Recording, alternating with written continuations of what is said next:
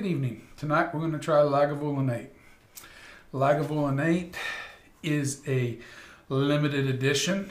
It is an 8-year-old. It is an Islay. It is peaty. It is smoky. It's a celebration from 1816 to 2016, 200th anniversary of Lagavulin. The 8-year-old, and there's the box that come in. The 8-year-old Alfred Bernard visited the distillery, and he quoted this. And they made this 8-year-old as a reflection of the 8-year-old he tried there. We journeyed through the valley of Lagavulin, the mill in the valley. No prettier and more romantic spot could have been chosen for a distillery. We tasted some 8 years old before starting, which was, and this is in red letters, italicized, bold, exceptionally fine. Fine. Alfred Bernard. So they made this in reflection of his review of the distillery at the time. And they've reissued it, and they did a very good job. This is very good. It is going to be a smoky, and it's going to be a pretty intensely smoky whiskey, no doubt about it. 48% alcohol by volume. No coloring added, you'll see in a second. Chill filtering doesn't state on the bottle, so I don't know. It is a Diageo product. Diageo owns Lagavulin. And I think we've said enough. I love Lagavulin's bottles. I love this light green tint on this. I like the dates and the embossed glass, and I like the little stamp they put over it. It reminds me of the tax stamps used to be on all the bottles here in Kansas. When my dad, when he'd buy whiskey when I was a kid, you'd always see those on top of the bottles. They'd have Kansas Road on it.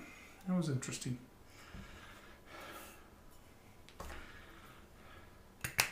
It's been open 4 or 5 months. My wife bought it for me. She bought it for me when the Scotch Test Dummies did their video.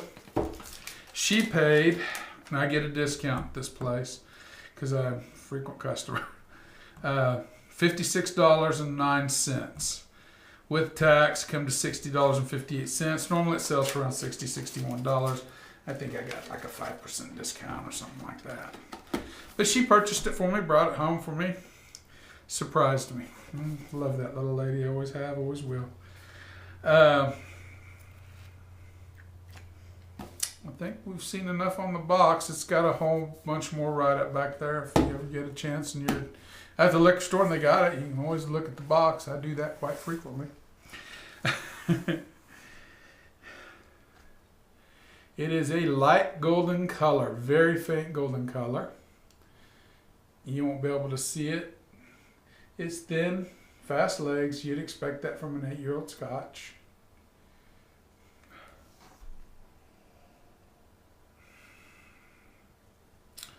This is an easy one. It's always, I enjoy this very much so.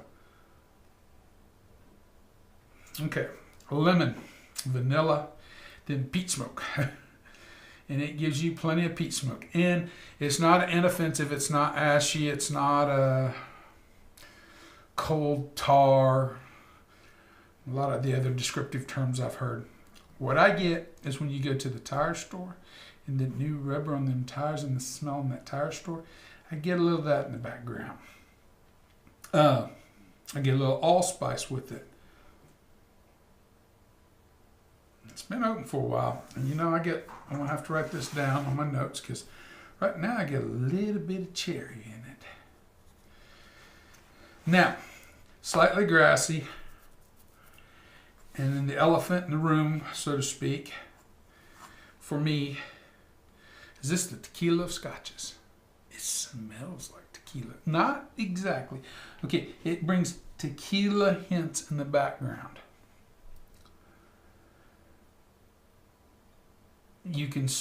I can smell it.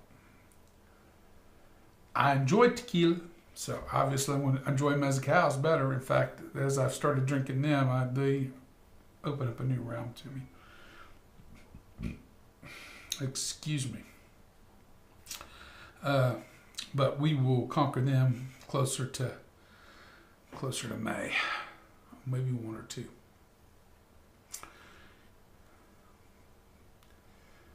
It's very, very beautiful Scotch. And for an 8-year-old, it's outstanding. I mean, absolutely outstanding. Maybe a faint chocolate, just ever so faint in the background. Let's go for the palate. I cannot talk tonight.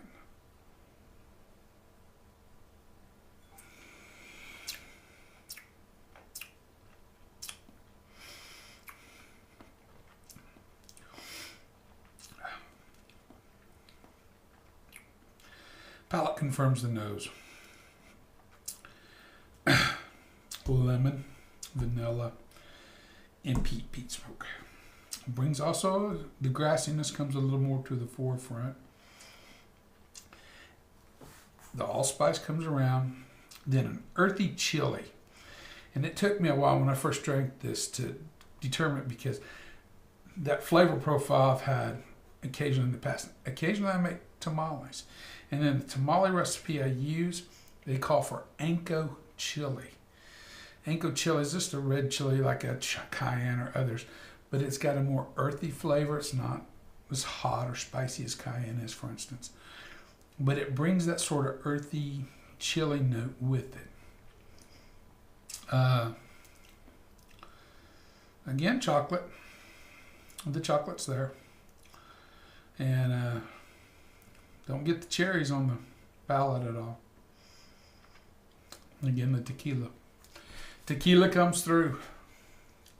If this didn't cost $60 a bottle, I tried making a margarita out of it just for the kicks. I know that's blasphemy. But experimentation is the spice of life, to a degree. There's limits to everything. Trying that in a margarita wouldn't be a bad limit.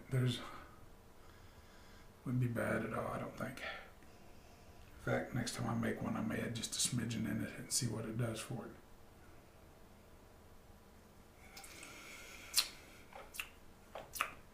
Salt, part of the margarita. Part of the tequila, I'm sorry. A little bit of brine, salt brine.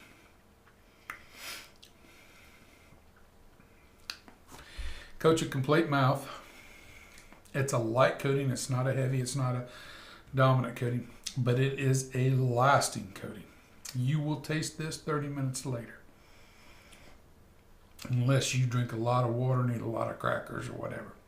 This is going to stick around. And it does so quite pleasantly.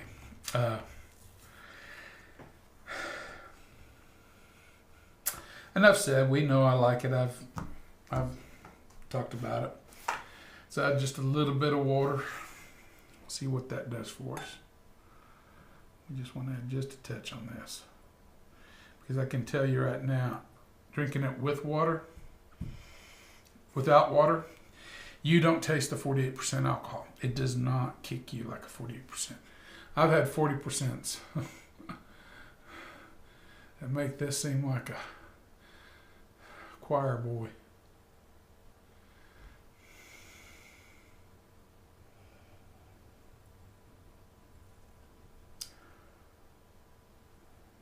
Kills the peat. Kills the smoke. Doesn't.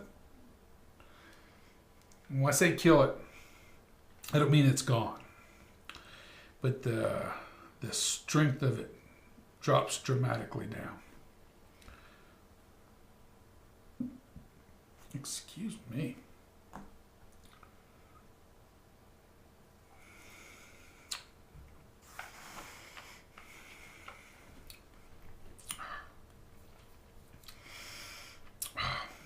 I love the way it coats the side of my cheek and my tongues.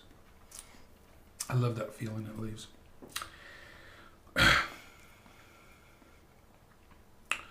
water drops the peat effect and the smoke effect. It's still there. But the lemon and the vanilla really come to the forefront. And now the cherries bring up the backside of it. And it's bringing it up with just a little bit of that grassy, malty flavors that come along with that. Again, very pleasant. There is nothing unpleasant about this. I give it a 91 out of 100.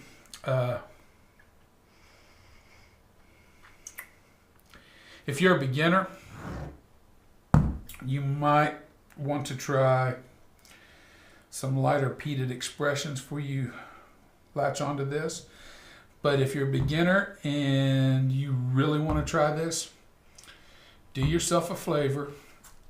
Add about as much as I've added there, and then add a teaspoon of water to it. Let it sit. Let it set for 10 minutes. It's an 8-year-old, but let it set for 10 minutes. Then come back to it, and it'll be more than acceptable to a non-peaty palate.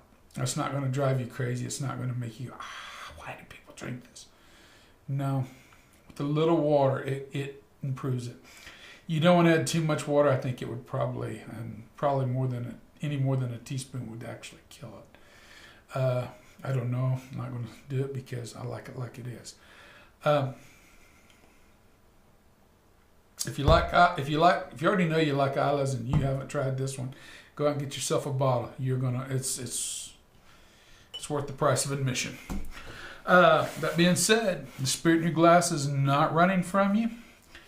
Take your time, savor, and enjoy. With that, I'll sign off. Everybody have a good evening, and I'll talk to you later. Good night.